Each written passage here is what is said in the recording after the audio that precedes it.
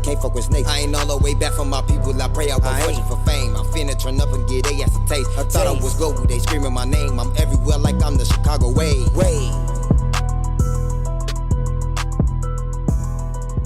All right, let us know who we have on the Chicago way today. It's your girl Blue. How y'all coming? What the fuck is up? All right, how you feeling, Blue? I'm feeling good. Cooling. Anyway, life's great. You know, type shit. But yeah, though, this interview, I wouldn't want to say long expected, but this is definitely expected, considering how we talk from time to time. And I'm glad to finally meet you and be able to get this interview with you. And this ain't your first interview, right? Nah, this is like my third interview. Oh. One of them never got aired, but so yeah, really like my second one. Oh. Yeah. Well, so this is your second interview in a way. For sure. All right. Well, you could have been on any other platform, but you chose to be a part of the wave. So period. I appreciate you for allowing me to have the time to pull up on you. For sure. For sure. All right. Now, first order of business. Your name is Blue. That's Blue with 3 E's. I was just about to say, let people know how to spell it. B-L-U with 3 E's. All right, bet. And I say that because like sometimes people don't know how to spell names. You want to put your own sauce on it. Yeah, but now, is blue your favorite color? Yes, blue my favorite color. It's my birthstone color, and I just love me some blue. Period. It do hit different. You love some blue. Yes. Surprised you ain't crip, but stop that. Had to do all that. But all right, Blue. Now, it's pretty clear you're from Chicago. Yeah. But where are you from in Chicago? I'm from 59th and King Drive. That's where I'm from. Low end. You know. 59th King Drive / the low end. Yeah. All right. So 2 places you're from. All right, bet. Which one did you spend most of your time in? I mean, 59th is still really the low end too. So. Is that so? Shit, I spent a lot of time where I'm from though. 59th King Drive. No. The bricks 600, you know. Oh, 600, just to be exact. Okay. Yeah. Very known topic, very known area as far as Chicago to the internet. Yeah. But getting back to that low end situation, I did research and I don't remember which interview, but a rapper has said the low end goes, I think, from 22nd to 51st. You say it goes up to 59. So are they capping? I mean, shit, it really is. That's still the low end to me. 59, yeah. All right, representing 59. But all right. Period. How was it like for you there? A lot of bad shit, a lot of fighting, yeah, we was bad. I mean, motherfuckers will look around now, you know, certain shit I don't do, but motherfuckers still get on at any point, anytime, so, you know. But I be chilling, though. I be chilling. We was bad as fuck, though, when we was younger, though, I ain't gonna lie. Oh, all right. It's terrible. Terrible, huh? So I take it you don't have much good childhood memories then? I know, I still got good childhood memories, like going to the center on 39th. Okay. Shout out Katie, that's where I know Katie from. Katie got bands? We went to the center on 39th after school. That shit was lit. Dance teams, all type of shit. Like, that shit was lit for sure. Dance teams? You was Summer about camp and shit. No, I was never part of the dance team. But, a lot of the raw ass Chicago dance teams. Oh. Alright. Well, but overall, so basically just the summer experience. You said summer camps as well. So the summer experience in the area was your favorite time? Yeah, for sure. Summer definitely was lit. But you did also say that which implies you too, was bad, right? Yeah, we was bad. It was just like a lot of fighting. Like like when I started hanging where I'm from, we like met each other through shit like that, like fighting. And that's what we like was really locked in on. Like everybody was just fighting and shit, different bitches, and you know, we developed a bond with each other. I mean, the guys from over there was pretty much doing music. They was getting it busting too. Nah, for real. For sure, they was getting it busting like real. Hey, the world came out real hands and shit. So yeah. This nigga can talk that too. So you would say you was one of the bad childs. Yeah. It do hit different when you were one of the bad childs. But it's okay because that don't define you now, right? No. As it shouldn't. But you know, 600, right? Mm-hmm. Now, there's a couple of people from over there, male and female, so it's like a very common place to be from. And one of the rappers from over there by the name of Texas Hunter brought up in the interview that before it was quote unquote gang banging, it was school banging. And considering how you were saying it was be a lot of fights and you know we was bad as hell and all that, was school banging something that you was a part of? I mean, I had like certain shit at school for sure. Yeah, when I was in Hyde Park, like shit, I had my own. Like we had our own little clique up in there, but then shit, you know, all the outside street shit started leading to school shit too, cause different motherfuckers go to school. So yeah, for sure, like that's how that shit was. Even with them, like the younger guys, they was young. You know, most of them was younger in different schools and shit, but all that shit be the same shit. Like motherfuckers, different streets, blocks into it. Motherfuckers at the same school. So yeah, that's it, clashing. Okay. For sure. Well, overall, throughout your time and your childhood experience growing up from the low end / 59th and King Drive, you would say throughout all trials, tribulations, good or bad, that all that did was made you the woman that you are today, right? For sure. Of course. And be proud of yourself. Applaud yourself. Come on, you can applaud yourself on that. You don't want to applaud loud. It's all good. All right. Now, on to the questions. Now, before we get on to the hardcore questions, this is something that we just got to address as far as you. So, hey, I'm glad, because that's exactly something close to what we're going to talk about. But we're not going to make it exactly that. Okay. We're going to get deeper into that. Okay. Now, with the Chicago wave, the way we want to do interviews, first off, we've been begged for 2 years by followers to do interviews. We finally doing it. It's been 3 months, y'all. So give us a break if we don't ask questions the way I want to. But anyways,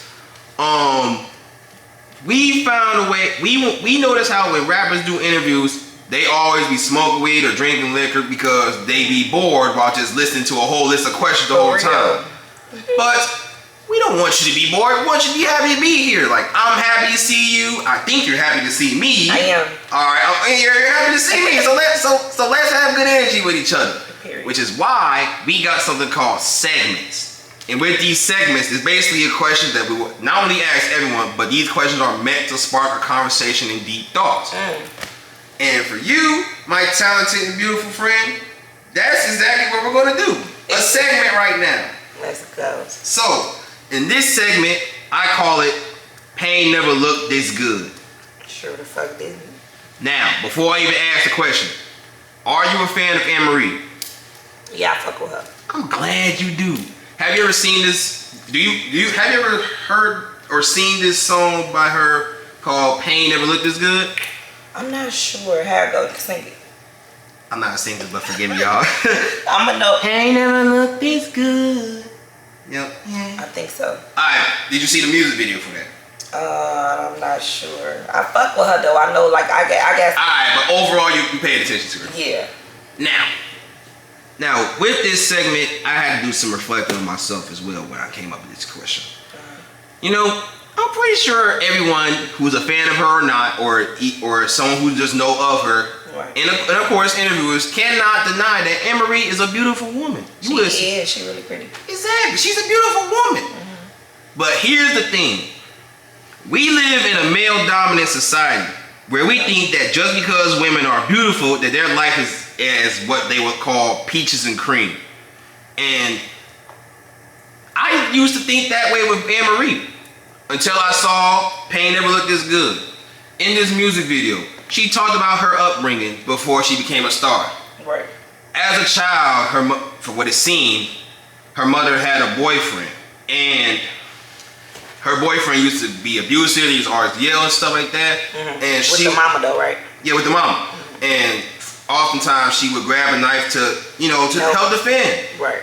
And that helped. And over time, she became a teenager. I guess her mom had an argument for what it seemed like in the video. She ended up kicking her out. She ended up being homeless. Right. Then it seemed like she lived with her uncle, but her uncle wasn't much of a good uncle. He couldn't, for what it seemed like, he was getting ready to not keep his hands to himself with his own needs, which is bogus. And it's like a lot that goes on. Like, I don't, like, and forgive me if I'm not quoting this right, Ann, but it seemed like, but overall, to sum it all up, Anne Marie is a beautiful woman.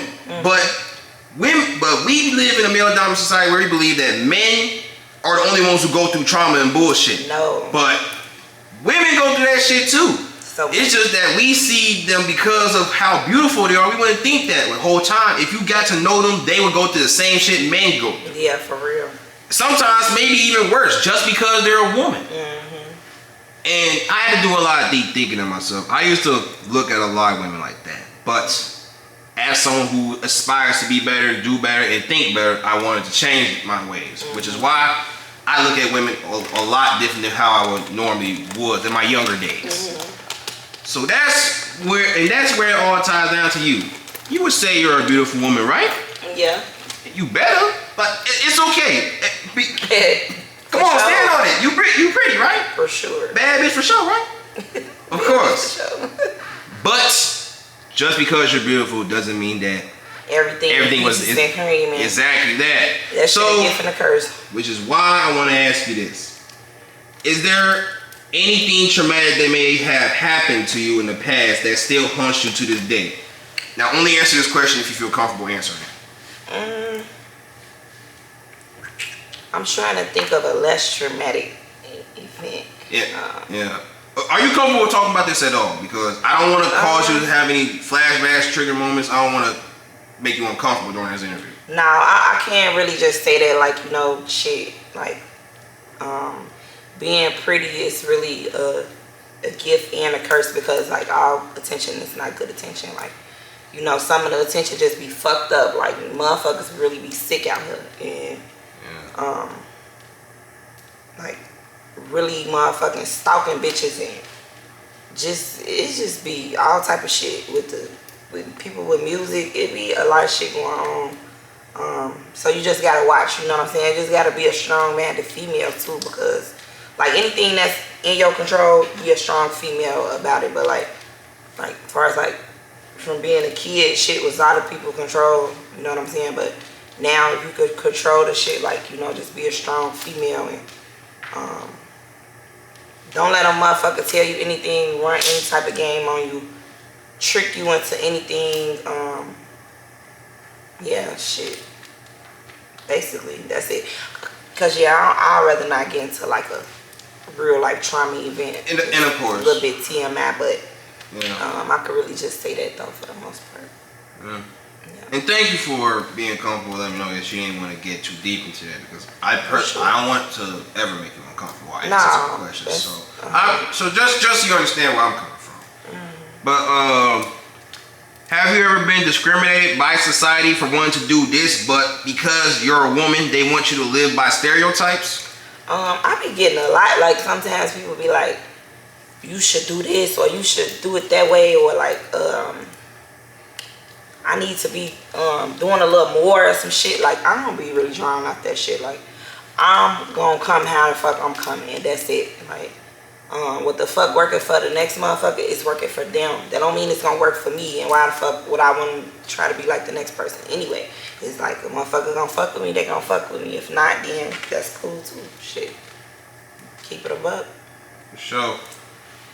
But overall, like, there's nothing that they can say about you as a woman that you should do, that you will let them to tell you and make you influence and think that this is what you have to do, right? Nah, can't nobody tell me shit like that. Of course. Unless it's like something good, I know that's gonna contribute to what I'm doing, like shit like that. But can't nobody, peer pressure me into shit. I'm grown as hell. Like, no. Of course. You should never feel peer pressure anyway. In regards to this as a friend or not, it's your decision how you want to live your life, right? For sure. For sure. But another thing, Do you feel like just because people see you smiling and happy that they wouldn't understand the struggles you go through as a woman? Because there's a lot of struggles that women go through. Yeah. Yeah. Women do go through a lot of shit. And they often smile about it too and just not talk about it at all. You wouldn't think so unless you asked them. Yeah, for real. Women are more like emotional and shit. But yeah, like that's why I be like fucking with everybody too. Like, not, you know, if it's good energy towards me, it's good energy towards you. It's reciprocated, you know what I'm saying? I don't ever really like be judgmental to the next motherfucker, because I don't want them to be like that to me. For sure. Was there ever a time where you was smiling and happy, at least to everyone else, but throughout that time when you played it all cool, and you was one really like hurt? that? Yeah, hell yeah. Like, I'll be like that. Like, probably like if I'm in a relationship and it's a bad breakup, you know how you go out, you know what I'm saying? You want to get some good vibes and shit, but you like shit eating you up, but you know, you used to that person type shit.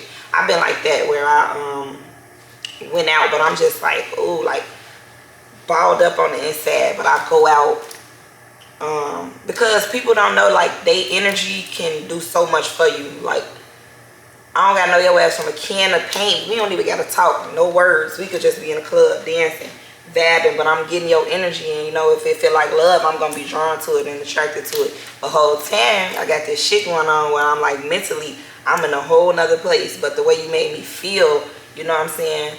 Like, yeah, I fuck with shit like that, cause I've been done shit. My man, people be having some raw ass vibes, and shout out to the bitches with raw ass vibes, like, because y'all never know what y'all doing for the next person, and that's why I try to be like that too. Like, I'm cool as hell. I'm thorough, but like, if you want some weird shit with me, weird time and bad energy, then that's how I gotta get it back to you, you know? And for those who may be wondering, when it comes down to weird energy, and for some people can't actually tell what it is. So for those who need help being able to pinpoint that, is there any advice or something you can point out for them to look out for? Bad energy that a person can't really sense or tell, because some people really don't see that shit. Some people, like myself, go off energy. Some people just like ain't into it. But to sense it, like I would say, like with friends, comments, jokes, that's, you feel me, like a motherfucker steady trying to have a joke, but they being sarcastic, like, you feel me, trying to downplay shit, or, you know, got something bad to say about you every time, like, don't uplift you, shit like that. Like, that's with friends, but shit. Strangers, I mean, it's obvious with strangers, shit, a bitch should be looking ugly, or, you know, you feel me? It be the pretty bitches sometimes be looking, I can't say though, sometimes I be looking like don't say shit to me. But when a motherfucker get to know me, I'm cool as hell. Just depends on how they came at me, you feel me? Like yeah, that's how you sense that shit though, like, shit. It be on motherfuckers, some motherfuckers can't have it. You feel me? They whole mood change when you come through, so, you know. There's that. But overall, as far as you there's a lot of things as a woman that you go through, but at the end of the day, a lot of people can't see that unless they ask you. And overall, regardless of what that is, that doesn't make that, what is meant to break you doesn't make you ugly. Because at the end of the day, you would say that, and we all can agree that you are beautiful, right? For sure. And with that being said, Miss Blue, pain never looked this good. Period. But just because pain never looked this good, man, doesn't mean what a motherfucker went through, what they at, like what type of time they on. So like, exactly, you always gotta give motherfuckers their respect. I'm heavy on that respect. Like, I'm heavy on it. Like, shit, just fuck with me. That's all you gotta do. Any weird shit though, that shit dead. I'm shutting that shit down, so don't even come my way with it. Which is why, for those who may be going off the good looking through the pain, we still got another segment for that, and that's called Looks Can Be Deceiving. Oh yeah, for sure. Trust and believe, looks can be deceiving. But because we live in a world like where women like yourself are indeed pretty, that people can just think that they assume they know them and know what they're like just because of the sole fact that they're beautiful. Yeah. And to break it down, some people think they can see a woman who looks beautiful as fuck, and just because she's pretty, you got an idea who she is already. Yeah. And you might have the nerve to try to tell her who she is. So, which is crazy for most women. So, in regards to you, do you feel like that just because that you're beautiful, people can have an idea of who you are, yes or no? Yeah, for sure. Oh, is that so? Then since the answer is yes, what makes you feel like it's easy for people to know who you are without having prior knowledge of who you are? I don't know. People be used to what. Some people just be used to what they used to. They be thinking like everybody the same. But I know people, like some people look at me and think I'm either really mean or really bougie. Sometimes, like it be like either or. I be getting that a lot. I'm not bougie, never been, but I hate bougie bitches. I'm sorry.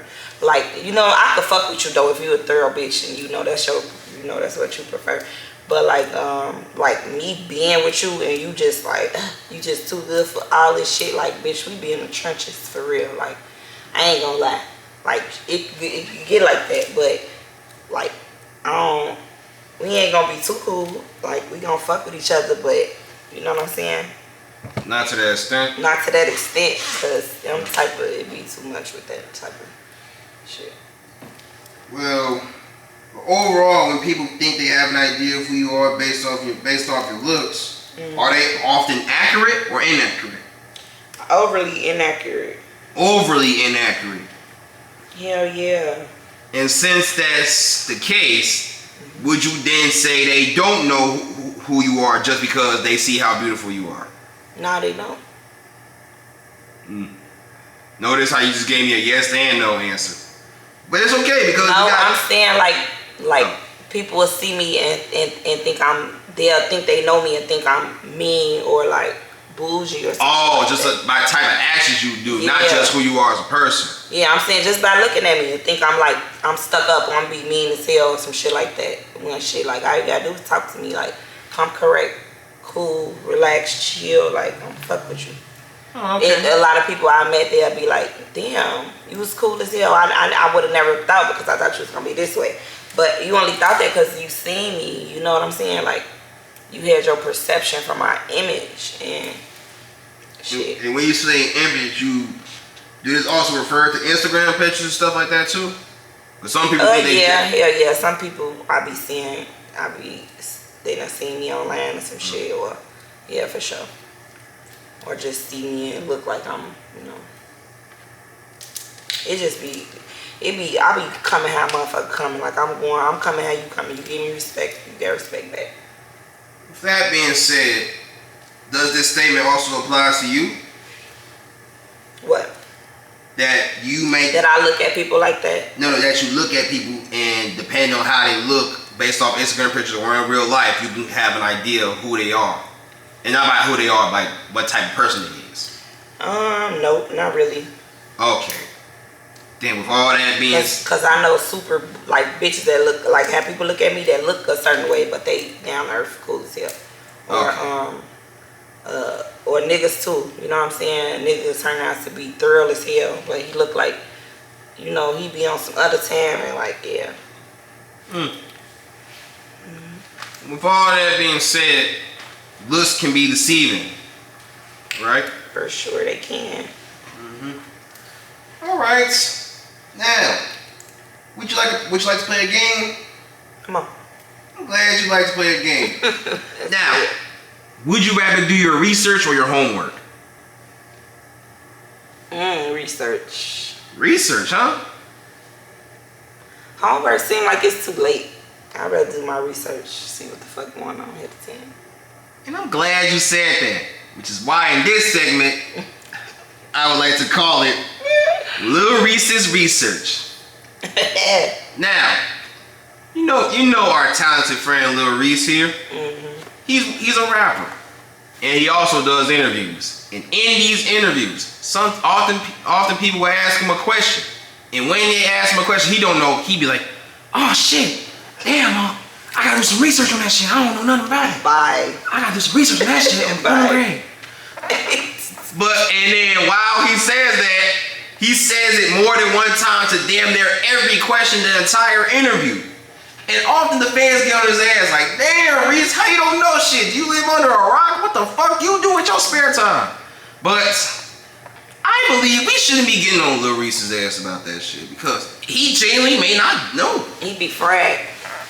But That's how he be a little frag. just because it's Lil Reese doesn't mean this applies to anyone else too. Because there's a lot of people who say they know shit, but they really don't. Which is why, Blue, in regards to you, we're gonna play a game called Lil Reese's Research. So basically, I'm gonna ask you a variety of topics here, Chicago-based, and if you do not know the answer, all you gotta say is, "I gotta do my research." But if you know the answer, I know about that shit.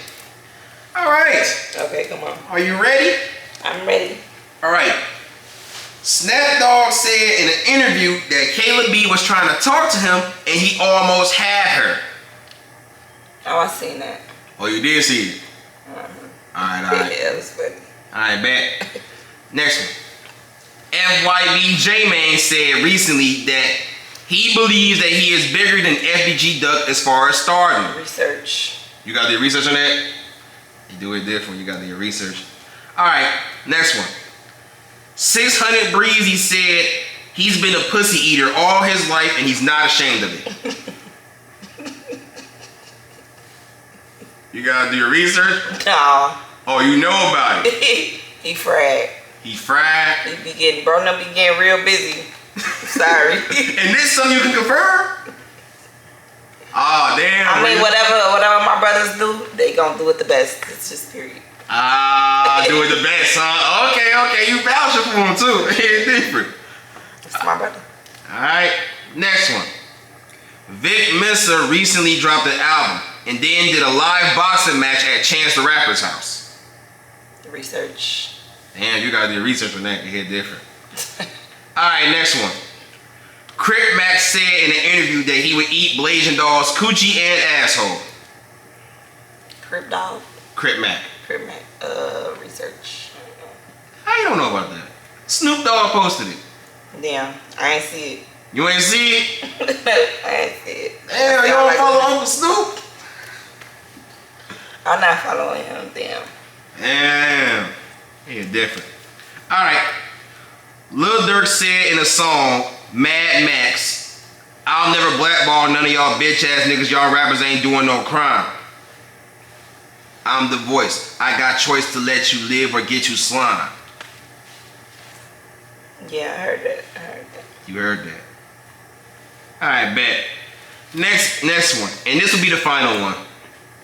Brick Youngster said the only way he can squash beef with his ops is if they pay him to do a song while he disrespects all their dead homies and they can't say nothing back.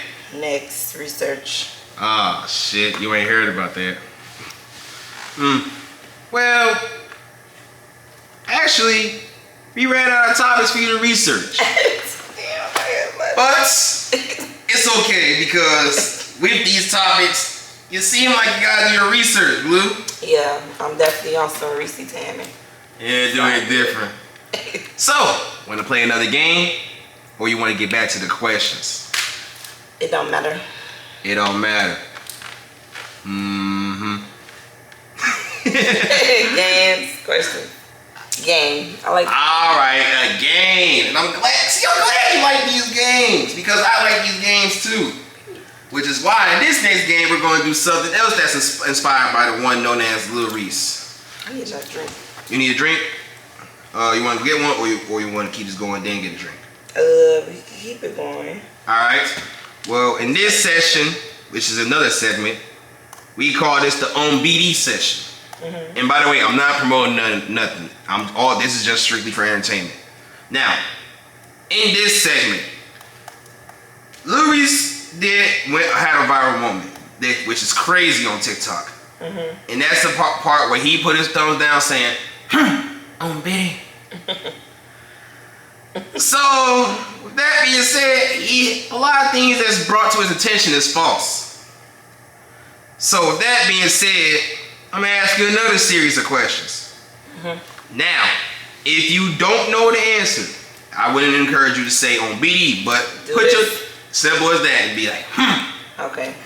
Alright, ready? I like that better than research. Come on.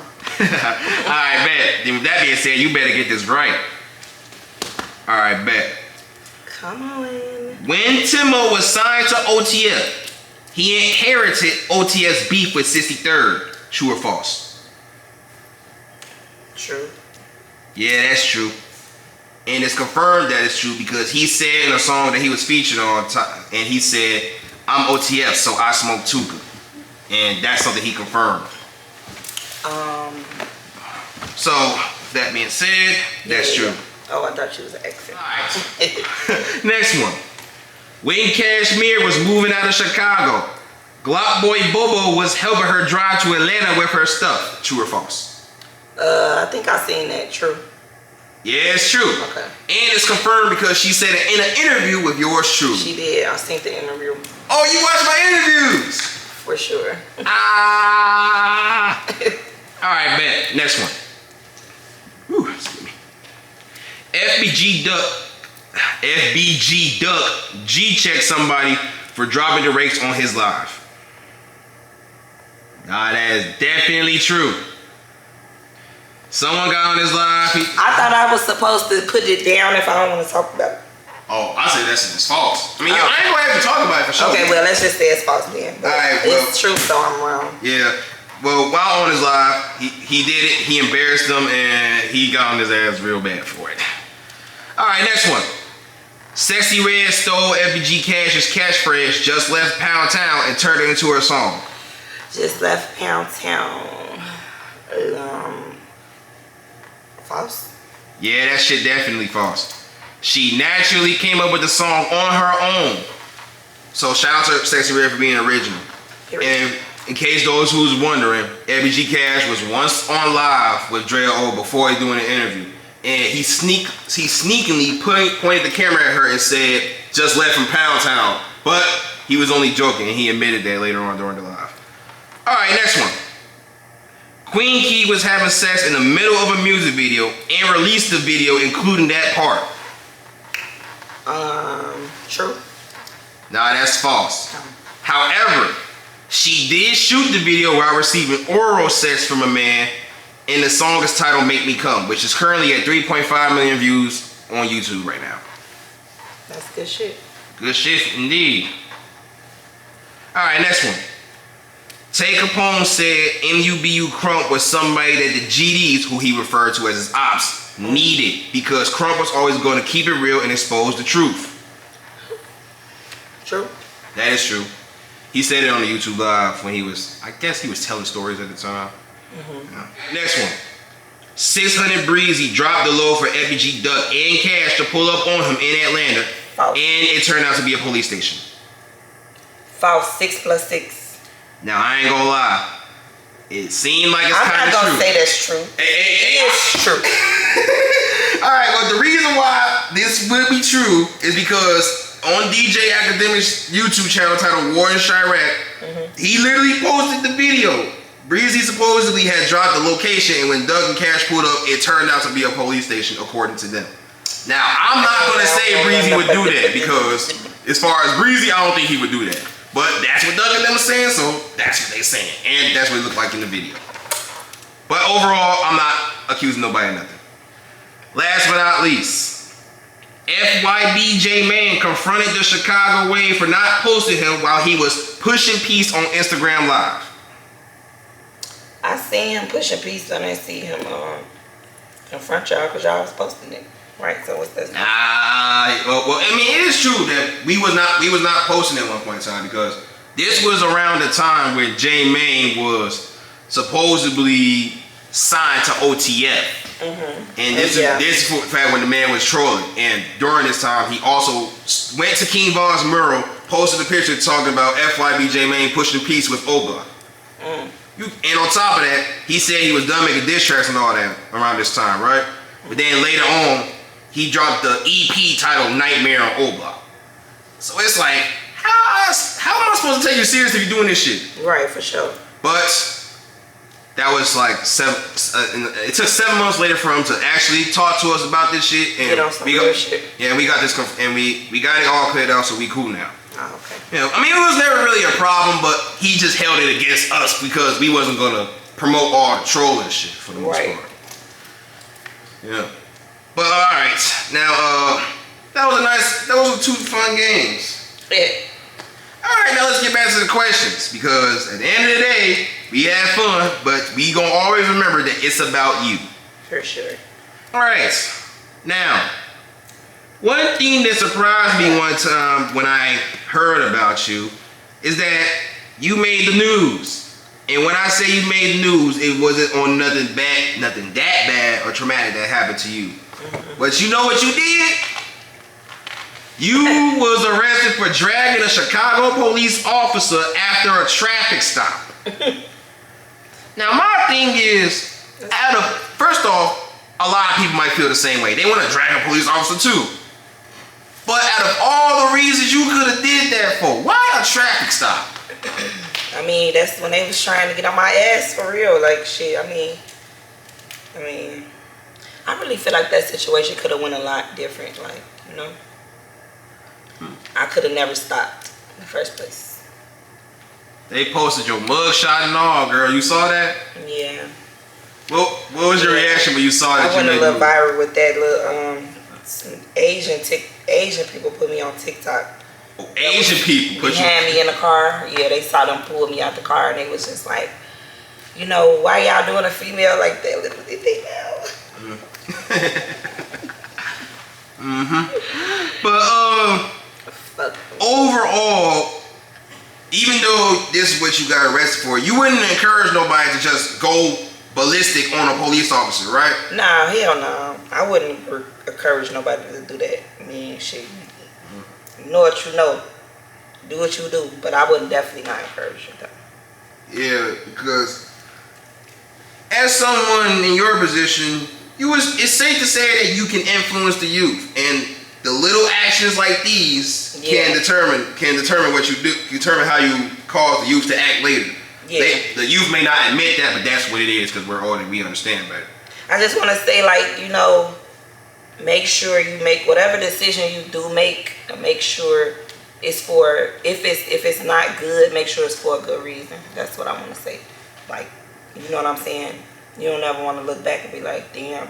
You know, whether you fighting for yourself or you fighting for somebody else, that's a good reason. If that person is worth it or that person is loyal, you know what I'm saying? But yourself, always stand up for yourself and don't let nobody play with you either. So, you know what I'm saying? Motherfucker playing with you, come how the fuck ever you want to come. Like, it's that, you know what I'm saying? And that's with anybody. You feel me? But I wouldn't just encourage it like, you know, I'm just on bullshit. Let me do this today. You know what I'm saying? Now, but shit happens. People want to tweak with you, tweak with their ass back. Of course. Now, last remarks we will have in regards to this topic. There's a saying, and when it comes down to the police, you know, and that saying goes, you get caught making one mistake and you spend the rest of your lifetime paying for it. Now, as far as you, of course, clearly you got arrested after that. This two-part question. Just go have follow up. When you got arrested, how long was you in jail for? When I got arrested, I think I went on deck. When I got on deck, I got bonded right out. Oh shit. So yeah, I was only in that bitch for like a day. A day? Spent the night in the station. So overall, you wouldn't say that situation got you. Yeah, it don't follow you for the rest of your life, right? Yeah, I was out the next day. Well, it was as soon as my bond they posted my bond, I was out for sure. I can't remember how that shit went because I got locked up in the morning. So yeah, and I asked this because the next day. Sorry. All right, well, I ask this because usually when people go to jail, they say that falls them for the rest of their life. It affects them from getting jobs. It affects them from trying to get back away from old habits and etc. So From the sound of it, it didn't follow you for the rest of your life, right? And that shit not gonna follow me for the rest of my life. I mean, like, it's not gonna follow me in a bad way because I'm still a very wise individual. You know what I'm saying? Like, but I'm real loyal, and I'm just like, ain't nobody about to play with me. But you gonna always learn from your situation. So wherever I fucked up at that situation, the next situation it ain't gonna be as bad because I learned from my mistakes. You know what I'm saying? That's really just it, shit. And that was pretty much the only time you ever. Don't nothing gotta follow you. Like, hell no, that's bad. Motherfuckers be millionaires doing all type of shit. It's so many ways to the top, so many different routes. You know what I'm saying? Like, don't nobody gotta always do shit. Motherfucker ain't gotta do shit legit to get to the top. You could do what the fuck you doing, then get to the top and be legit, or however. You know what I'm saying? Like, you do that shit, but don't let shit hold you back. Nothing. Period. Yeah. And now is the last time you've been arrested, bro. Oh yeah. Of course. Yeah. You know, fun fact. Mello Buckzz said in the interview she only got arrested one time, and that was the last time. She actually didn't even buy it out. She spent 7 days actually in jail, and that traumatized her for the rest of her life. So she knows she would never do anything to go to jail again. Oh, my mama. And if you're someone who's been in jail before, but you won't stop going to jail, you're either quote unquote gay or you just stupid. Just used to that lifestyle type shit. Yeah.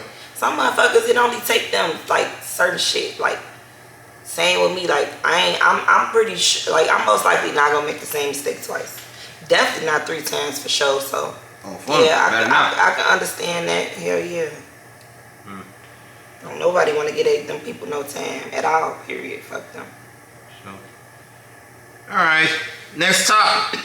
Another thing about you is that earlier this year, you made it to the Blueee magazine, if I'm not mistaken. That's how I pronounce it, right? Yeah. First off, congratulations for making it to that magazine. First off, and is that your first time being on a magazine ever? Yep. All right, man. Well, shout out to Denver. Who? Oh, Denver. Oh, okay. When you got the call to or the offer to be a part of this magazine, can you walk us through how exactly that came about? Really just my fan base. A lot of people from Denver was fucking with me, and they actually wanted me to come out there and record and perform and shit. Paid me to come out there and perform and everything, but I think I was on house arrest, so I think I was on house arrest when that happened. But I ended up just doing the magazine. You know, they wanted me to put me in a magazine. I'm like, oh shit. And you slayed, right? You gonna have to take this out. Oh, what happened? Wait, cause I'm trying to see what magazine I was in too. I just remembered. Oh, you was in 2 magazines?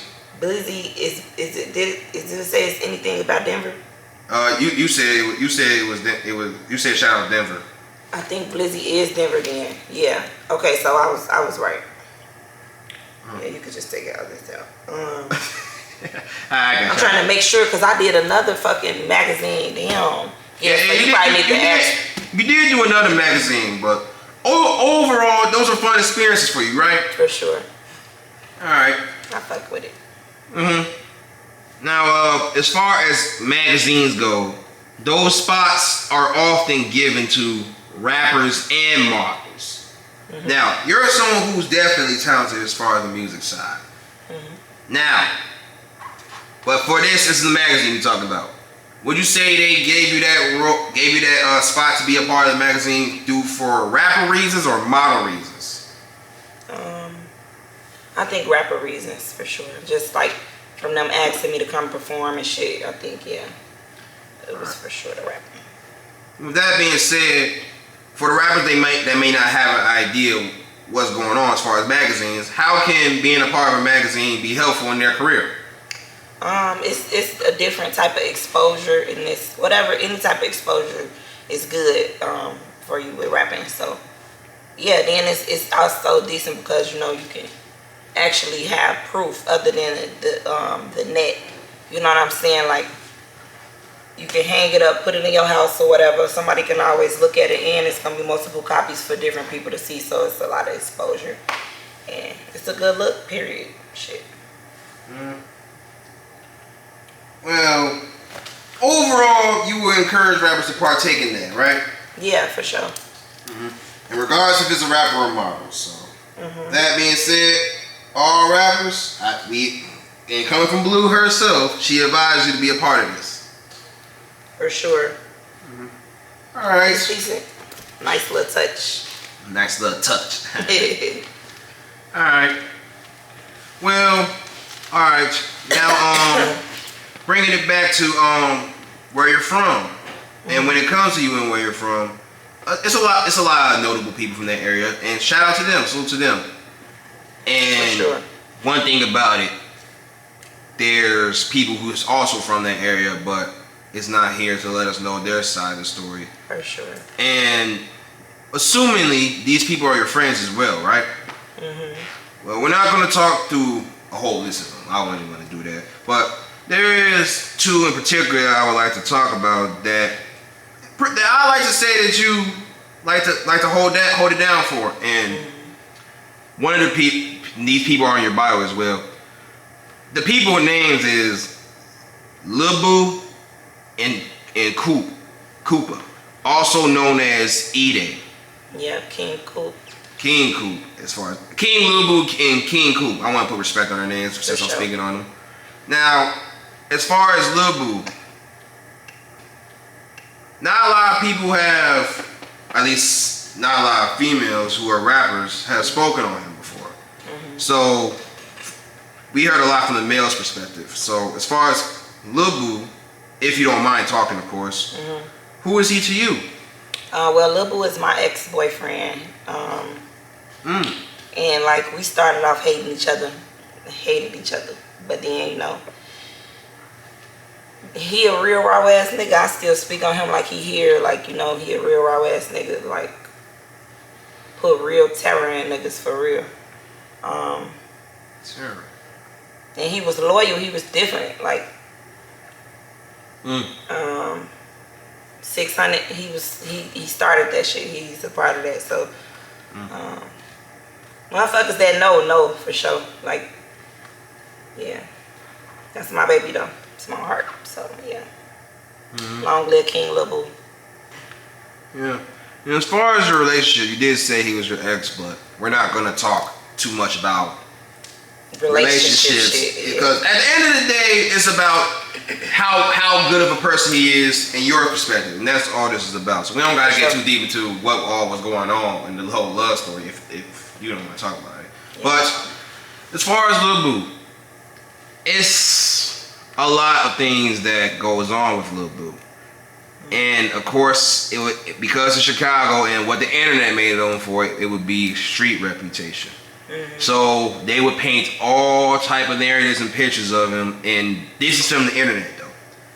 The internet don't know Lil Boo. You know him. Yeah. So this is probably as close as we're gonna get to him ever in life. For sure. So as far as Lil Boo, people might paint a whole negative image on him that people may not know the full truth to. And we don't need to talk about that to give them that satisfaction. Right. Here in the Chicago wave, even though we understand there's controversial things that the world loves to talk about, we want to also be on the good side, because it's a lot of times people talk about this but won't talk about that. So, as far as Lil Boo, there is a quote unquote negative reputation about him. But you know him. This is close we gonna get, as I previously stated. So, if there's anything positive as far as a positive story or a funny story or anything positive you can say about him that could shut any negative rumor down, what would it be from you?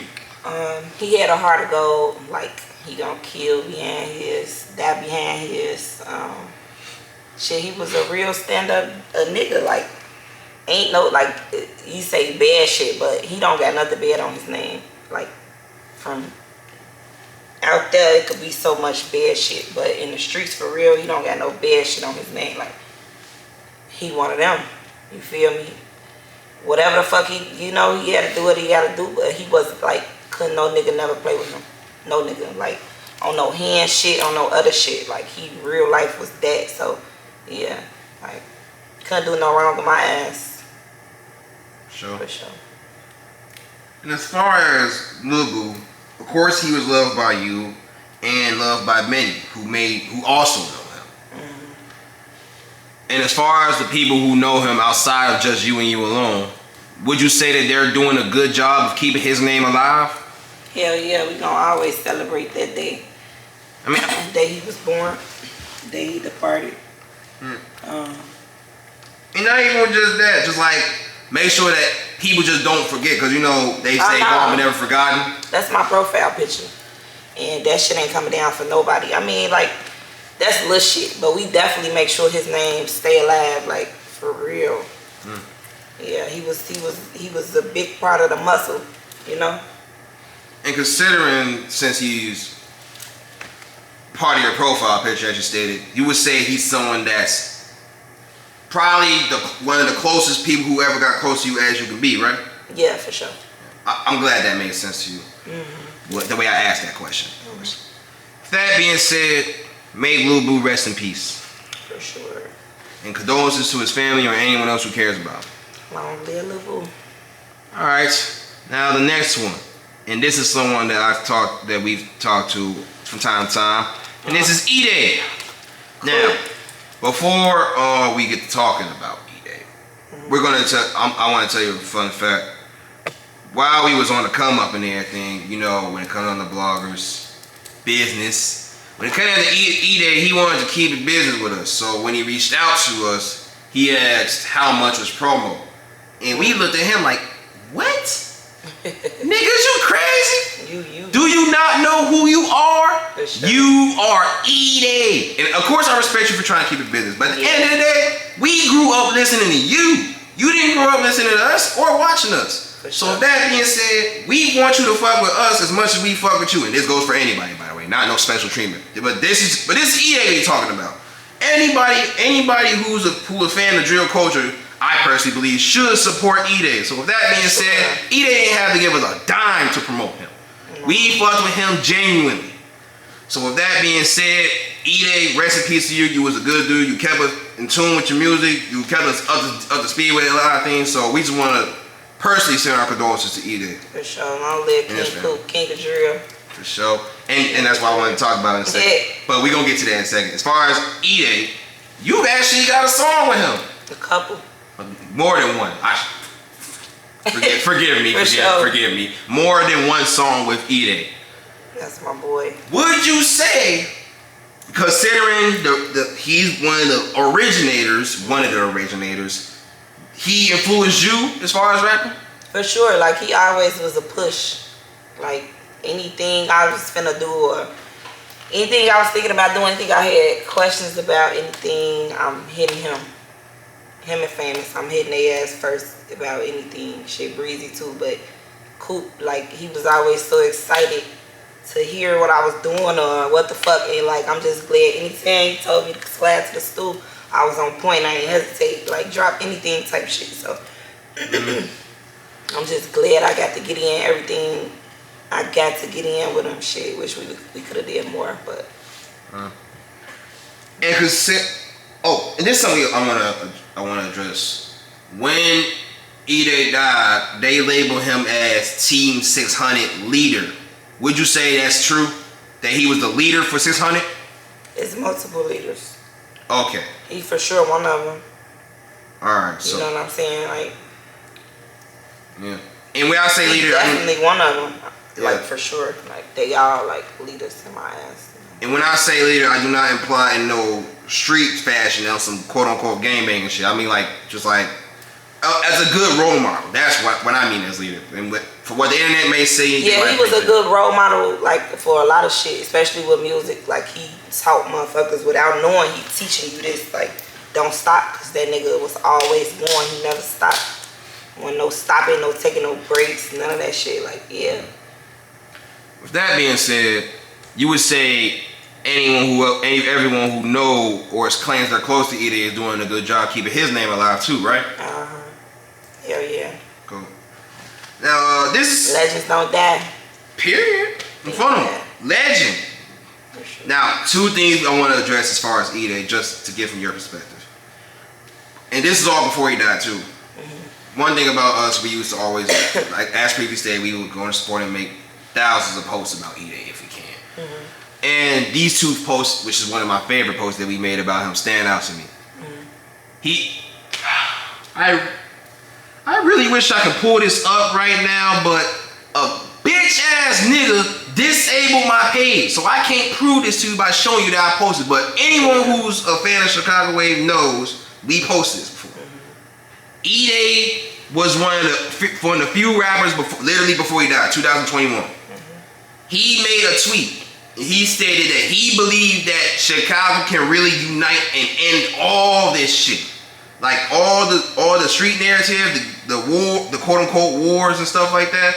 We could come together and end all that. And Edai did not say that as a joke. He said it in all seriousness. Now he know what he know. Which is why I want to believe. Why I asked you when he made that statement. It sounded like he was shooting. Clearly, you would say he was serious because you said he know what he know. But if he wanted to tell everyone that we need to squash this shit, would you have been a part of that?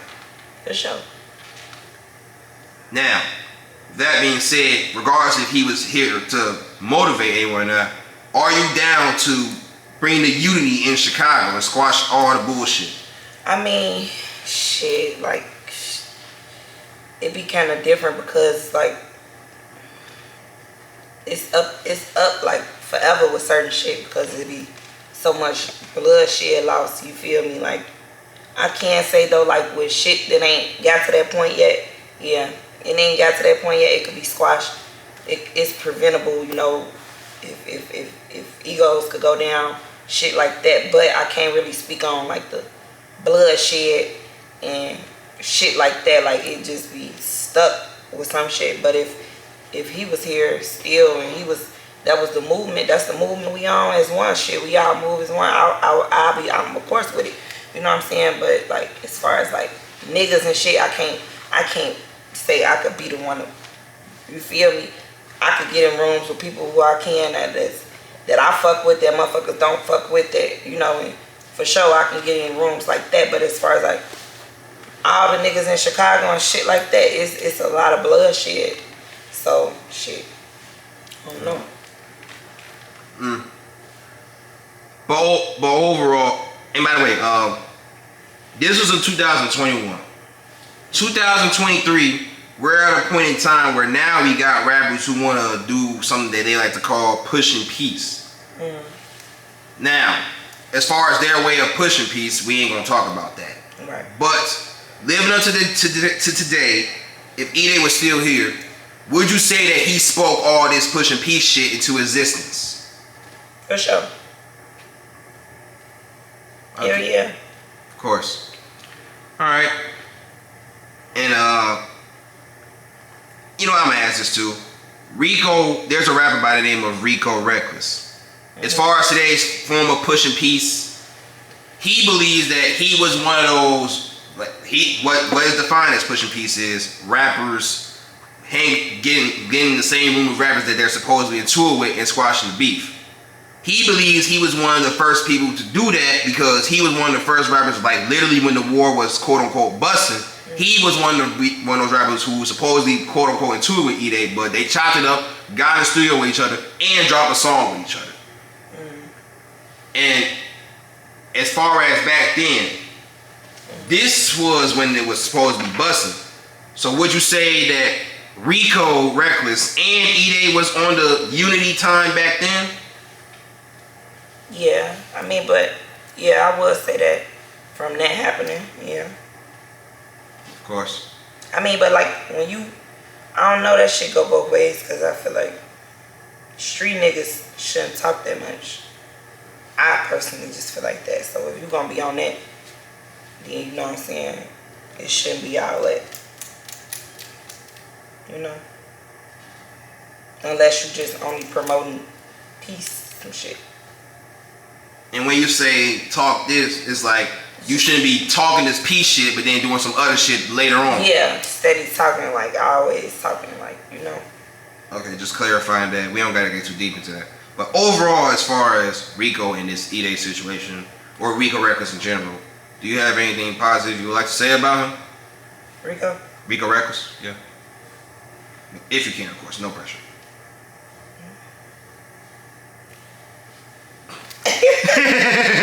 Okay, but overall, you salute him for working with Edai around that time, right? For sure. Okay, that's something positive. So shout out to you, Rico. All right, last question in regards to Edai. I'm waiting for you to get back in the camera real quick. It's time to shoot, y'all. Give it a little second. All right. Well, on to Edai. Another post he made, which we were speaking on earlier, that drill legend, right? Right. He made a tweet, which is a controversial tweet, and denied by a lot of people. He said that he personally created drill. He did. It's non-negotiable. Oh, non-negotiable. So if I was to told you that, and this is something that's been confirmed by other people, that Capone said that that's not true, and that the rapper by the name of Pac-Man actually created drill, and Edai was just one of the first people who have influenced it. I don't give a fuck what he talking about. So King of drill. Period. So Pac-Man did not create drill, and Edai is the sole founder of drill music and drill. I don't even know who the fuck Pac-Man is. I don't. Ooh, wait. Now, I am not gonna have you talk about this no more. Please. And okay, to your knowledge, Edai was the sole founder of drill music and not Pac-Man, but it doesn't matter. I mean, he could have said Keith at least. You feel me? Oh, okay. Pac-Man. You could at least said Keith, because Keith was right there with him. They like neck and neck, but okay. I mean, all right. Well, King of drill. All right. Overall, rest in peace to Edai and rest in peace to Lil Boo, since For sure. I brought them both up. For sure. All right. Now, final question in regards to where you from. When it comes down to being from where you're from, you refer to everybody that's notable from over there as your brothers. Now, first off, do you have any actual siblings? Yes or no? Yeah, I got a brother. On my mama's side, I got a brother and a sister. On my daddy's side, I got three brothers and one sister. Okay. In regards to your blood brother and people from your same area, what would you say is the difference between these brothers and your actual blood brother? Or would you say there's no difference at all? It's really not no difference. It's just we went through different shit. But it's that same love and loyalty, you know. Just different situations, different people. All right. Blood don't make nobody, you know, that motherfuckers that be blood be more your family than family, depending on what y'all been through with each other and shit. All right. Well, that says that. Now, time for another segment. And this segment is a deep segment. So You want to stop it and get a drink? I'll drink. Oh yeah. All right. Well, we don't talk about a lot of things about you, Miss Blue, but of course you're a rapper, and what we need to talk about, along about getting to know you, is your music. Yes. So with that being said, walk us through the life of Blue when it comes down to music. How does your songwriting or studio flow process go as far as music? Like, what does it take? How do you make a song, basically? Now, well, I used to write a lot and shit. Used to. Yeah, I mean, I kind of do now, but I'm more freestyle. Okay. But I did used to write a lot though. But being in the studio with niggas like Coop though, I mean, like this nigga in the Coop in the studio just going crazy, like Off the 3-4 top? songs off the top. Damn. Off the fucking top, like yeah. But he always told me though, like on some real shit, never lose the pen, cause he couldn't write no more. Like he could only rap like that. So I try to like, you know, still do a little more, but that freestyling shit though, that's where it's at. Alright, bet. When it comes down to freestyling and writing, which one you like better?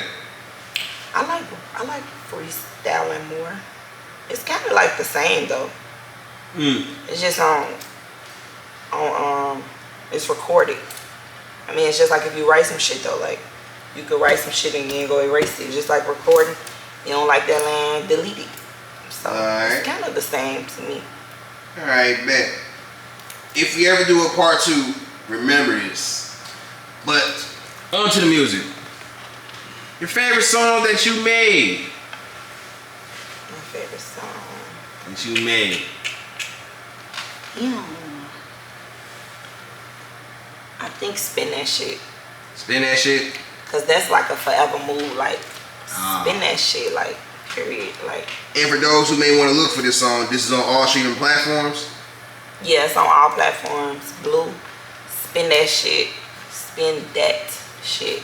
Of course. Yeah. What's the hardest part about making a song to you? Probably having like a catchy hook or some shit like that, like some real catchy shit, probably. Okay. Just having some catchy shit, like, because I've been told, like, when I first kind of started to slow it down, dumb it down, and then when I dumbed it down, it was like speed it back up. You know what I'm saying? Like, so I just be fucking doing me, like shit. I don't really give a fuck, but I just do what I feel with music, like whatever I like, whatever I fuck with, I could just keep listening to over and over, get chills from type shit. That's what I be fucking with. Alright. Well, another thing about rap, since you mentioned dumb it down, that this is something that rappers are nowadays being categorized as, and that's called ABC rappers. Yeah. Yeah. I personally don't know what the fuck this shit means. Do you know what it means? Yeah, like I got a bat, you got a hat. Look at it. Look at the scat. We in the brag like kind of like ABC, kind of like other than like what's not ABC. ABC rapper is like motherfucker that use metaphors and shit like that. Alright. Really got meaning to what they saying type shit. So as far as you, would you place yourself under that category or no? No, I'm not no ABC rapper. Alright. I'm not an ABC rapper. With that being said, 2 questions. The first one, why do you not want to be under that category? Cause it's basic, like, you know, it's very basic. And I don't rap basic shit. I rap really like shit I really didn't been through or go through. Like, this shit be real, like for real. So yeah, ain't no ABC about it. No.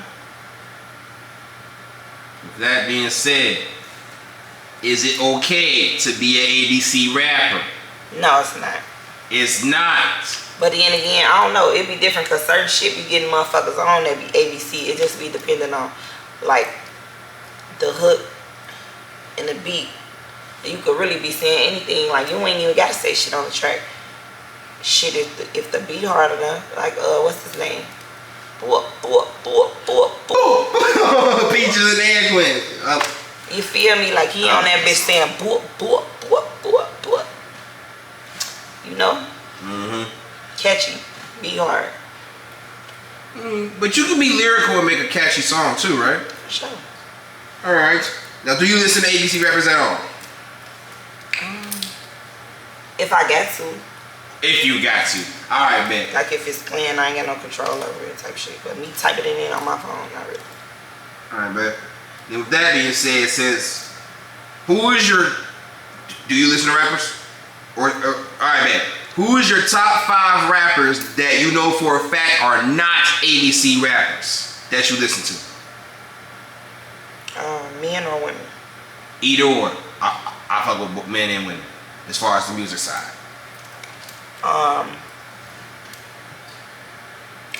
Herb, Dirk, Mello. That's 3. That's 3 right there. Gotta put a girl in that too. Would you like to make it easier with 10?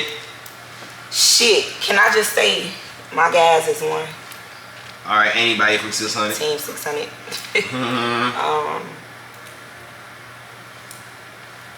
Damn, I'm really thinking like about Chicago rappers though. Like, You can think about any rapper.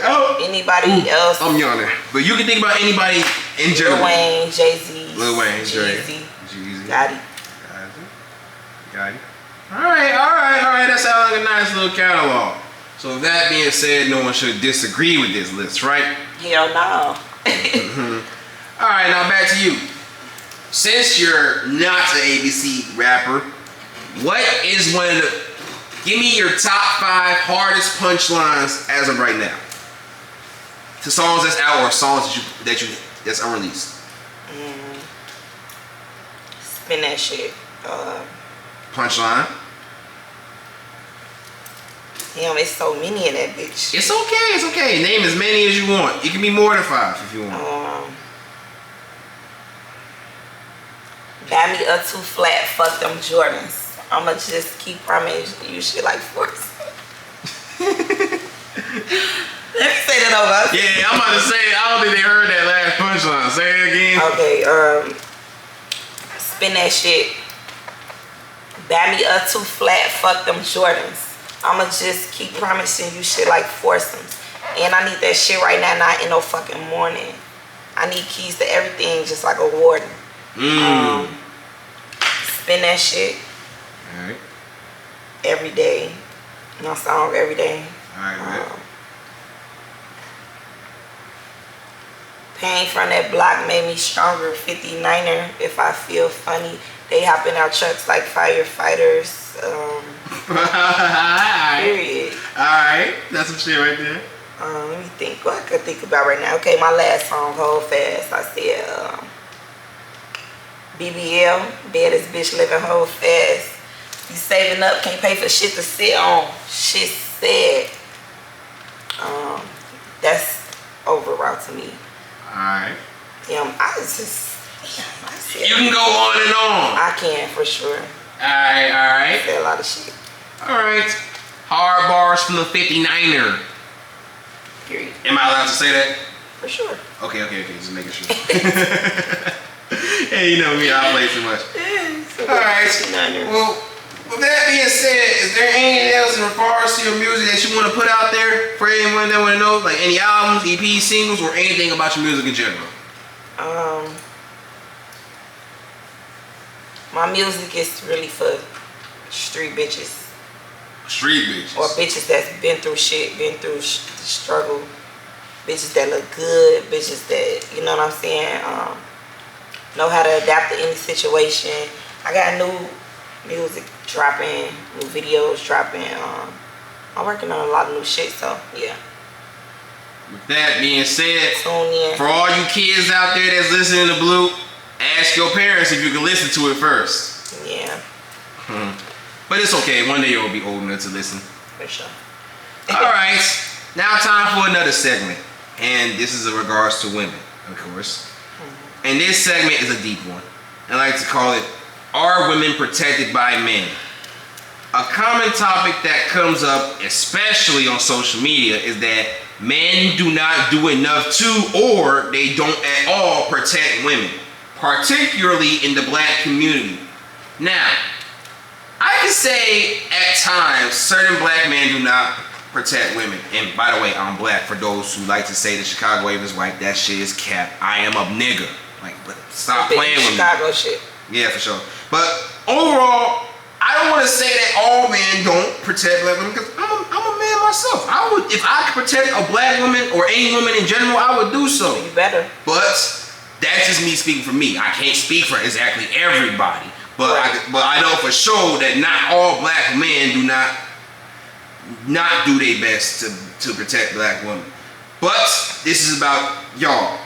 In regards to women, in regards to the act of violence, discrimination, or anything else that's happening to them, my question to you is, as a black woman, do you feel protected by black men?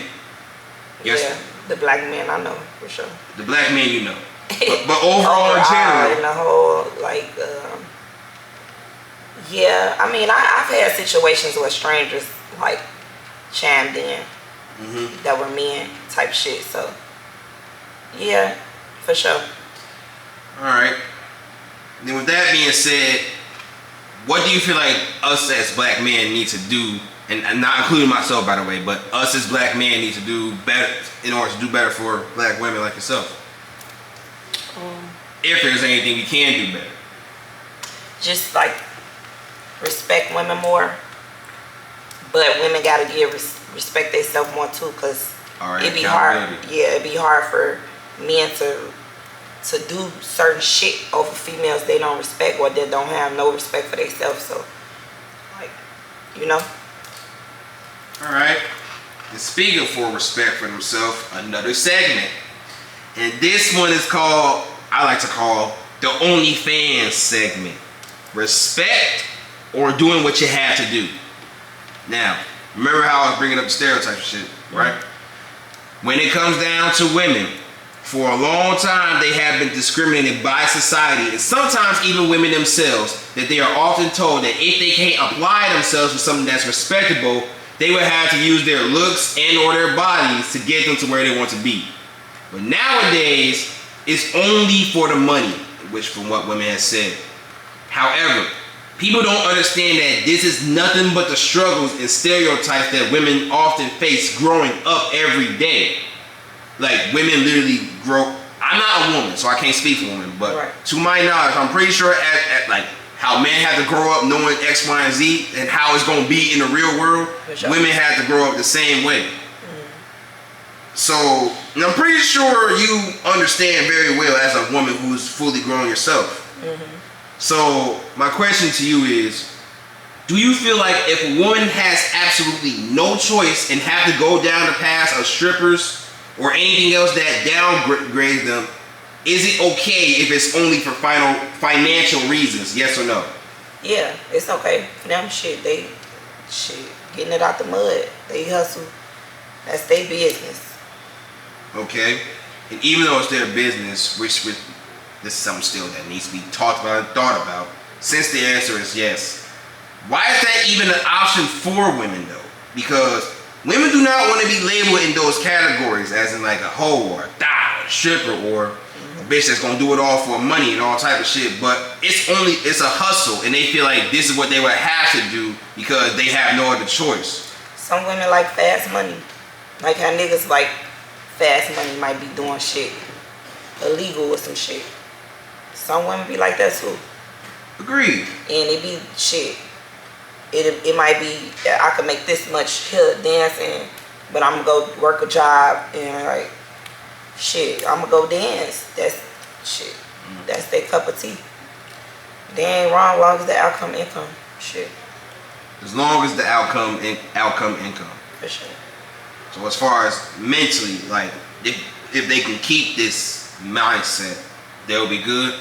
I mean, anything, I feel like if a motherfucker is doing anything what they gotta do when it's necessary, long as you can overcome that shit, like, and be better in the end, like, you have to do what you gotta do to get where you at. But as long as, like, damn, now I made all the money, now let me go start a business, now let me do something legit or something that's better for me if I feel a certain way. But if you feel like you don't feel no way about that shit, you want to dance, you like being down there, you like doing that shit, keep doing that shit. Ain't nobody tell you what the fuck to do or how to feel about it. You making money, shit. It's less than a motherfucker could say that's broke. And overall, this doesn't apply to you, but you're still just speaking on the behalf of women, right? Yeah, for sure. Okay. So overall, that, you know what, that says that. I don't even gotta break it down. Alright, and that goes to the next question. The next segment. And this one also pertains to women. Rap about sex or drill. Now, this is something that will not be forgotten about in regards to women, and never ever not be talked about. When it comes down to today's era of female rappers, women have always been told to rap about sex to get in the industry.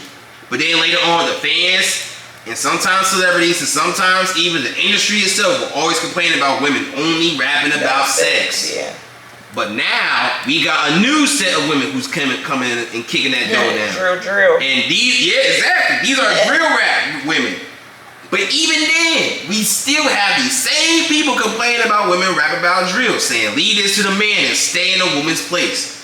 But what you guys are just saying the same rap about this and that? It's like, pick what you want. But overall, the question is there anything wrong with how a woman is rapping for the industry or for the music audience in general, yes or no?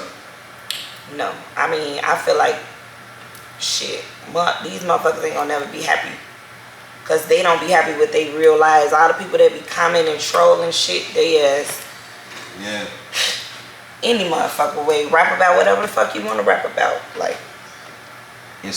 That being said. I mean, I feel, me personally though, don't like all the way degrade yourself. But if you gotta do that shit to get more sales, shit, do it. If you know what you're doing, do it. Like the drill shit. Yeah, they be saying that though. Like, even with me, I got that before. Like, sex, and all that shit. But motherfucker get really talking that shit is too much. Why y'all wanna be like niggas? Like, bitch, first of all, some motherfuckers really like that, really go through the shit that they be rapping about. Yeah, you can't tell a motherfucker what the fuck to rap about. Motherfuckers rap about shit they go through. Like, what the fuck? So, just shit, do you.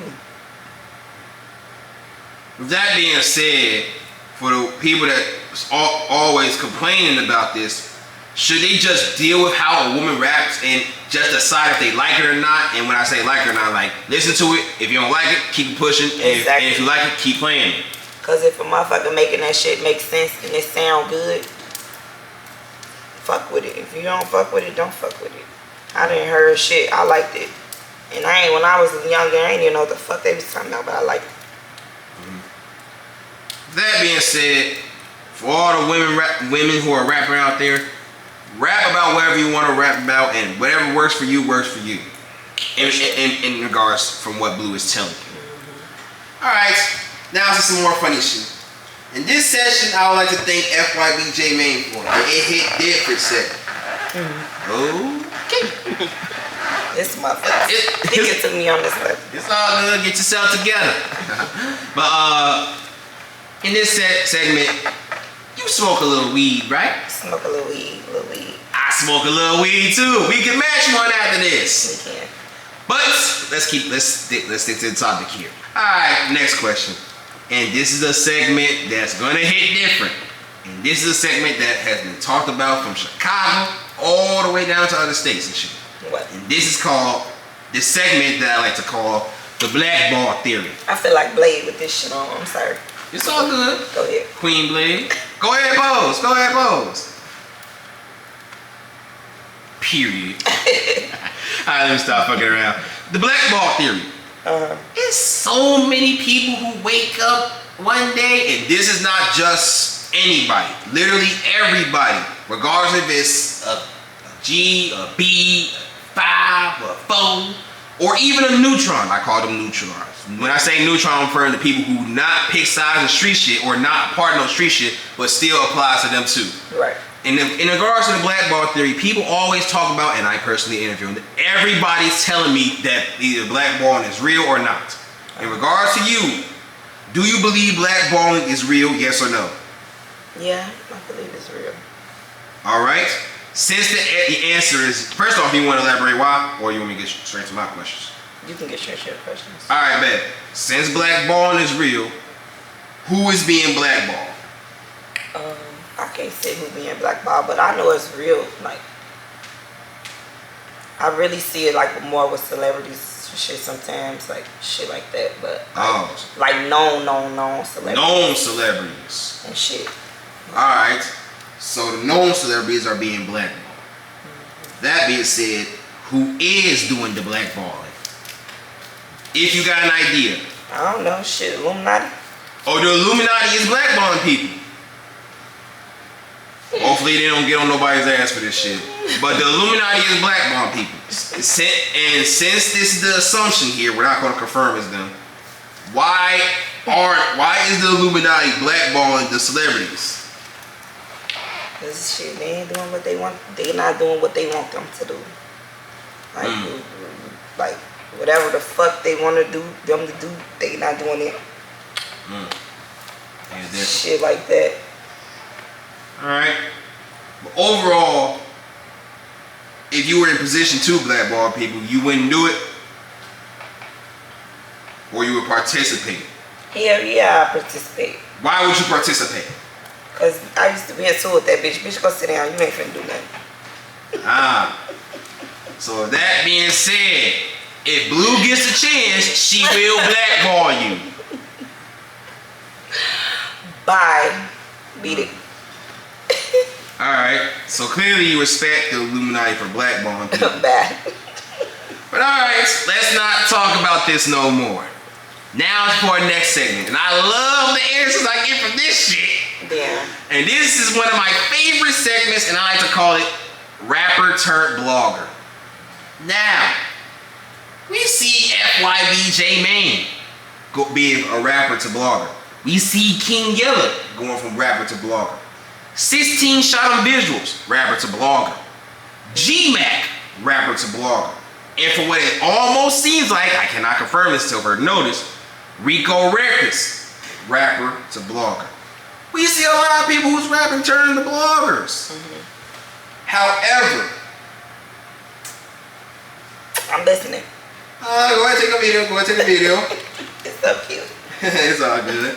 You gonna make a boomerang? They do look cute. They do look cute. So I bet you gonna make a boomerang. You said they turned from rappers to bloggers. Yeah, and I guess for a long time these people have been rapping, but they wanted to find another route, and that route is working for them. However, people love putting their opinions on this shit. So with that being said, would you ever become a blogger?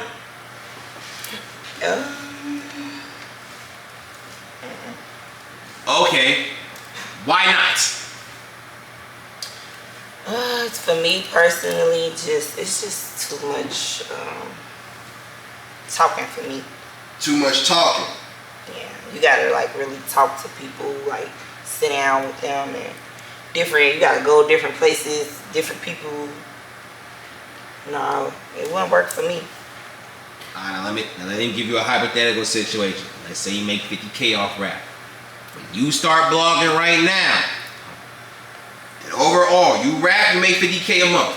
When you blog, you make 200K a month.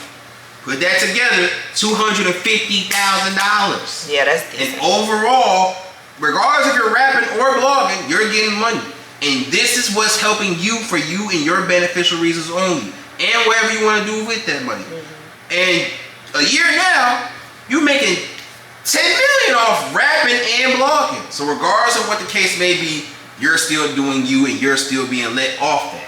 For sure. So if someone to tell you and guarantee this is what the case will be if you start blogging and continuing to rapping, would you do it then?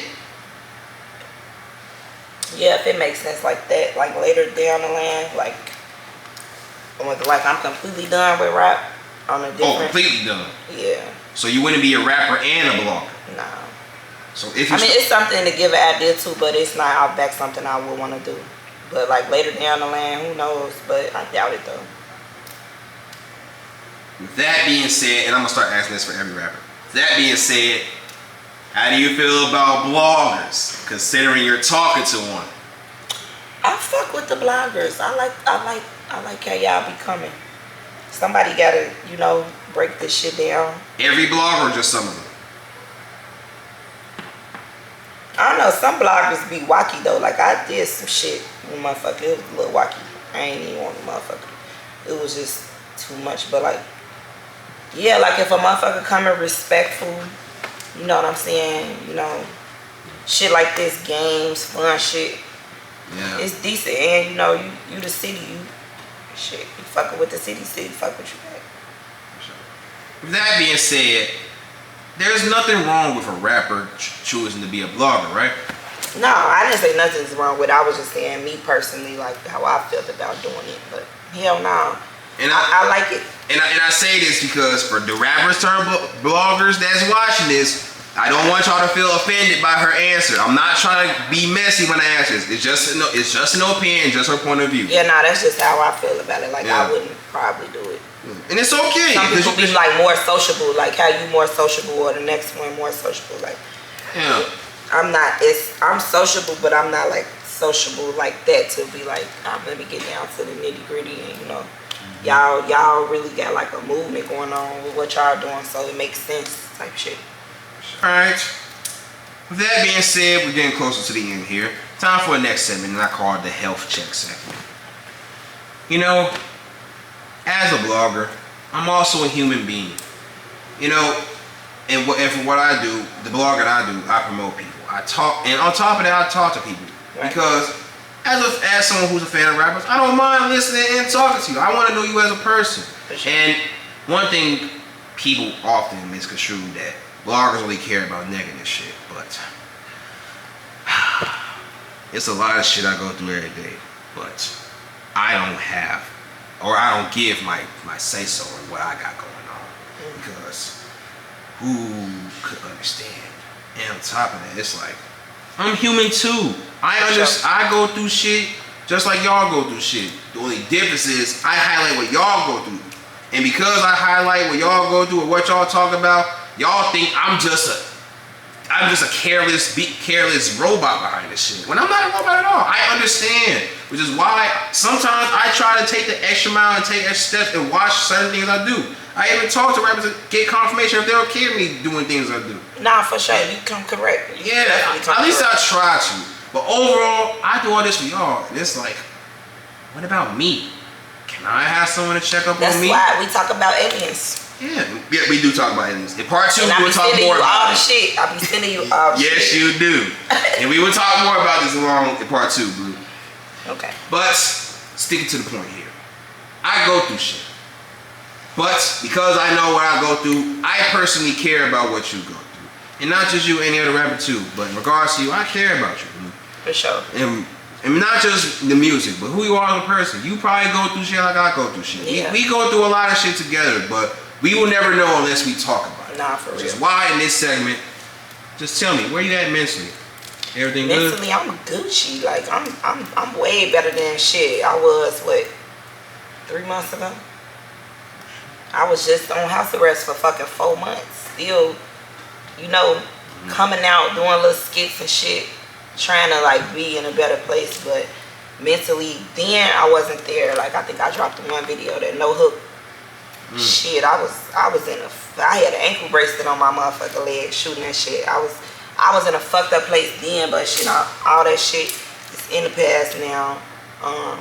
So I'm definitely, you know, in a good headspace. I'm single. I ain't got nothing. Nobody tracking me. No house arrest shit tracking me. I'm good. It's a green light. It's a go. And damn, right when I got off house arrest, they took my Instagram for like damn near 2 months. So it's been a lot of trials and tribulations, but don't shit, you know, break me. Like, gotta keep going, shit, whenever you able to, cause at the same time, life be life and shit be going on. Motherfuckers gotta take care of their take care of their kid, but you know, shit like that. Stand on business first, then you know. Pain never look get in tune. I had to sneak that in there at some point. But yeah, but overall, based on what you're saying, you're happy, you're not going through anything. But you do know that if you are, fuck all this interview shit, fuck this camera that's in front of us, like genuine heart to heart. For sure. Like you know, if not anyone else, you can talk to me. Like, and I won't be messy about it. I won't post nothing extra on about it. This will literally be between you and me. If I can help, I can help, and if I can't, at least you can say you have someone who's willing to listen. Because sometimes it's okay to just have a listener, you know? For sure. To have an ear, for sure. Yeah. Like in all seriousness, good feedback and good advice to shit type shit, yeah. Yeah. Vice versa. In all seriousness. Yeah, but overall, I'm glad you're okay. And I personally wouldn't want you to go through anything. And I'm pretty sure your peers wouldn't want you to go through anything either. Yeah, I'm not going through nothing no more. It's all smiles from here on out. Out with the old, in with the new vibes, the new experience, the new money, just, you know what I'm saying? Like, on a whole nother level. Yeah. And with that being said, you grew up and had a lot of experience in life. So overall, you learned a lot of things. I did. This is why in this next segment, and this is an important segment, you know, and this segment is called Message to the Youth. And I'm pretty sure you're aware, like how we was talking. First off, we got to talking about it. You made it clear that as far as music and everything, it's not really for kids. But there's always some badass little kids that sneak around and listen to it and get influence off you. And one day they might run up to you like, yo, Blue, first off, you're super pretty and I'm a fan of your music. I want to be just like you when I grow up. I love you and I love everything about you, X, Y, and Z. But they're just kids. Right. They don't know what you know. They haven't grown up yet. They don't even know the meaning of life yet. Right. And when they do, it's gonna hit hard because they spent their time trying to be like you. But they're not you. They're them. So first off, of course we encourage them to be them.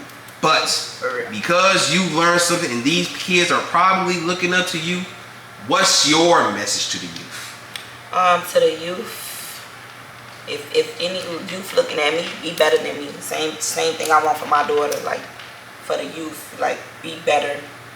Know what you know, but know how to move around shit. You know, flow through shit. If you can avoid certain shit, avoid it.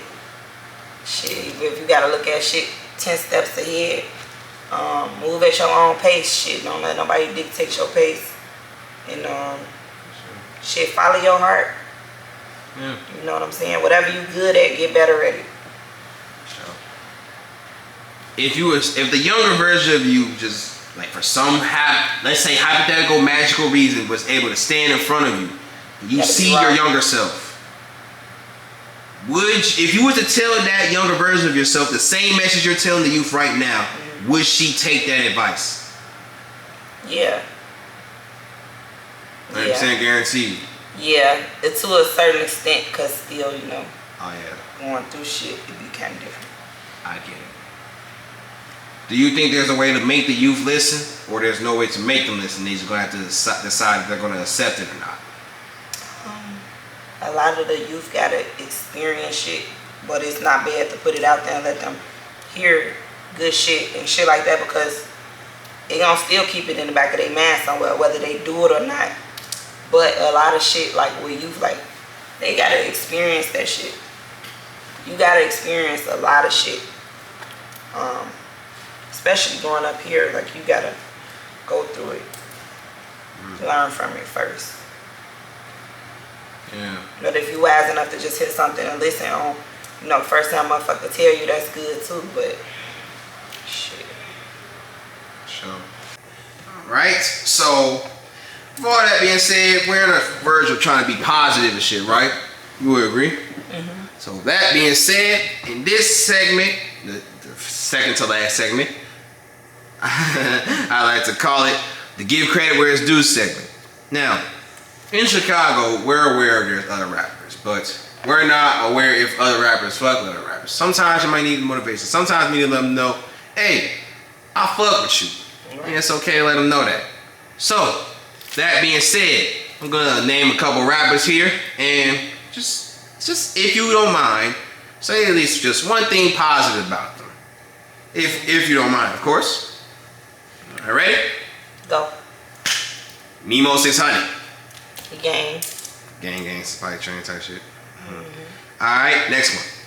Mello Buckzz. Sis like a motherfucker. My bad if I say this wrong. All right, next one. Chief Keef. Family. Gang for sure. For sure. And last but not least, Queen Key. She be doing her shit too. For sure. Sure. Just saying something positive. It's okay to be positive. Spread positivity. Let people know. Alright. Now the last and the most important segment of all. And this is called the Chicago Wave Feedback.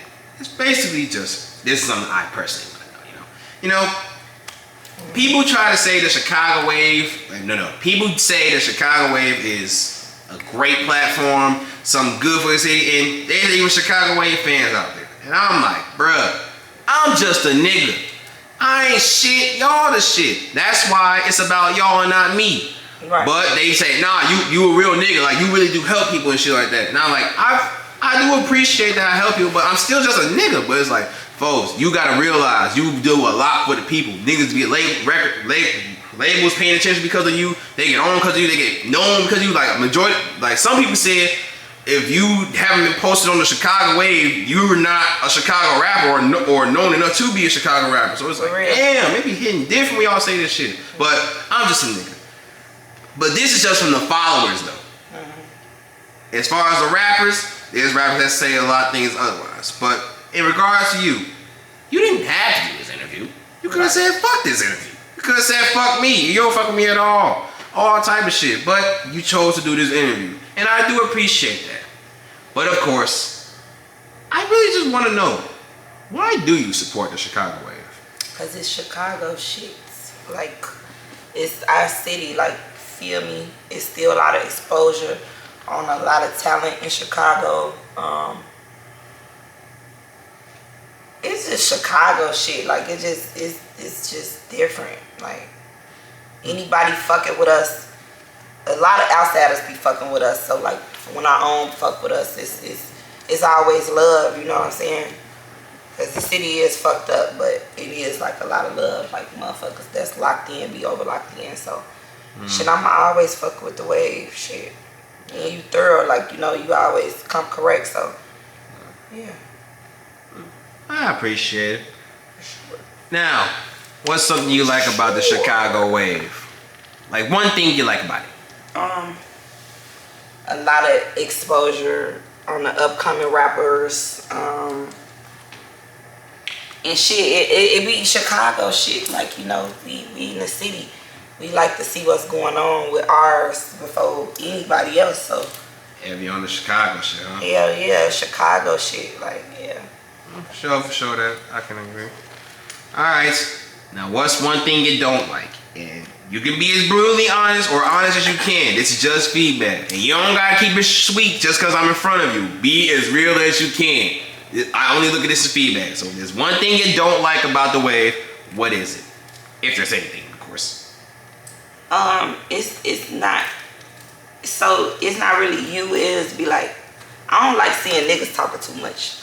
I know these is interviews, but like, you can still do an interview and not say so much type shit. Like, niggas be talking too much. Some niggas I be seeing, like, so that's what I don't like as far as me like seeing what I see on there. But as far as like you doing your shit, you know you got that shit in the headlock. But like, niggas be talking too much. Okay. And be really excited to talk too much. Yeah, I don't like that. So in regards to, first off, are these my interviews or interviews in general? Yours and other people. Okay, so overall, and it's not that, is it me asking the questions or just the people that's talking? No, it's always gonna be the person, cause it's always a motherfucker know how to not or go around some shit, or you feel me? Okay, so you don't like how in these interviews, regardless if it's mine or anyone else's, that the person when they be just talking too much, like it's more a nigga, you know, like that's like female shit to me on certain levels, like, you know, it be just too much teeth in, like, especially from niggas that's in the streets. All right. Well, in regards to those situations, do you feel like niggas should, like, no, it's about me here. As far as me, like, should I put less of that up, or it's okay because I'm just doing what I'm doing? It's just them that's the ones that's fault. I feel like when it be certain motherfuckers, and I ain't gonna say no names, like, don't get their ass too much, like, cause they be doing too fucking much. But then again, you doing what you do. Okay. Like, but then again, like, damn, like, you got something to say again about some shit? Like, I don't.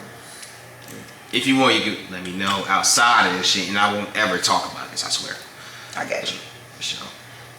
Alright. Well, we're at the end here. But before this end, any final remarks? Anything else you want to talk about? Or anything you want to address? Or any shout outs in general? All the bitches in the game that's going crazy right now. Shout out all the females, especially bitches in Chicago. Keep doing y'all big one. I want y'all to go tap into the new shit I just dropped, Blueee fast, and just, you know, tune in for more shit, you know. Alright, bet. Remind the people your social media and how to spell it. Blueee. It's 1 B. It's a B, and then it's 3 L's, and then 3 U's, 3 E's, so Blueee. And that's on Instagram? Instagram. Alright, Facebook, Snapchat, if you want to promote? And my YouTube is Blue with 3 E's. So subscribe, like, subscribe, you know. Share, comment, all that shit. I'm fucking with whoever fucking with me. You know, let's rock out. All right. With that being said, Blue, I love this interview. And I appreciate you for fucking with the wave because you are a part of the wave. Period. With that being said, Blue, I will see you again in part 2. Bye. Bye.